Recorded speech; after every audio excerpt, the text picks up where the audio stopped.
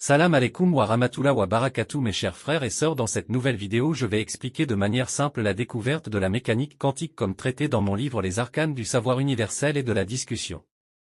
On évolue tous dans une matrice universelle pleine de vie et d'interaction. Pour qu'il y ait la vie, il faut des biosphères imbriquées les unes dans l'autre et ainsi de suite. Alors le fait que nous soyons vivants sur Terre, prouve la capacité de l'univers à être encodé afin d'héberger la vie.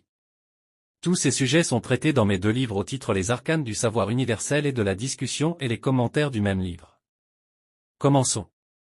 L'état du monde et de l'âme. En matière de physique quantique, dans le cadre de recherches sur le comportement des particules, il est évident de définir la réalité observée au niveau des particules comme relevant de l'existence d'une matrice universelle. Dans cette matrice, la dualité et le retour de calcul du message entre l'être conscient individuel et le programme de la matrice universelle vont créer une réalité conjointe entre les différentes sphères d'existence. Ainsi il apparaît que le programme possède les mêmes caractéristiques qu'une me qui serait elle aussi universelle. Parmi ces caractéristiques il y a l'exécution et l'hébergement de calculs individuels et permanents sur toute mesure du vrai au faux, de haut en bas, de droite à gauche, de devant et de derrière. Je dis bien vrai ou faux car ce sont les consciences et le programme qui définissent la réalité. Ainsi les informations disponibles sont traitées de manière à être tangibles et définitives pour les consciences. Dans chaque élément de conscience se trouve la totalité de toutes les consciences du programme par l'univers de la psyché universelle. Il existe aussi une énergie lumineuse et une énergie sombre qui est de la lumière non comprise par le programme du programmeur.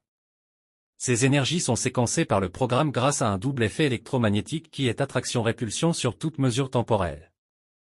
Ainsi le temps est la résultante du séquençage des énergies sombres et lumineuses car elles forment sur toute mesure de grandeur, un assemblage de consciences. Les consciences des êtres conscients individuels qui sont la force mentale et supramentale vont donner un ordre et une frontière aux constatations de réaction en chaîne entre les particules. Ces constatations reposent sur la puissance de calcul des consciences. Ainsi les univers quantiques comme le programme, le code, la psyché individuelle et universelle, l'intrication, la destinée et la pensée créatrice vont donner un espace dans lequel leurs calculs sont éprouvés. Il apparaît que l'ouïe et les regards sont les frontières du monde. En revenant au dilemme de la physique quantique, c'est le séquençage de l'esprit universel, c'est-à-dire le code par elle-même universel qui est le programme qu'une particule est dans un double état.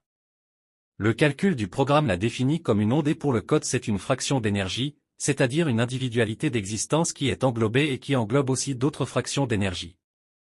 Alors lorsque l'observateur possède une conscience, il induit un résultat calqué sur son degré de conscience. Ainsi la même expérience donne des résultats différents car la réponse provient d'univers différents mais imbriqués. Voilà, on est arrivé à la fin.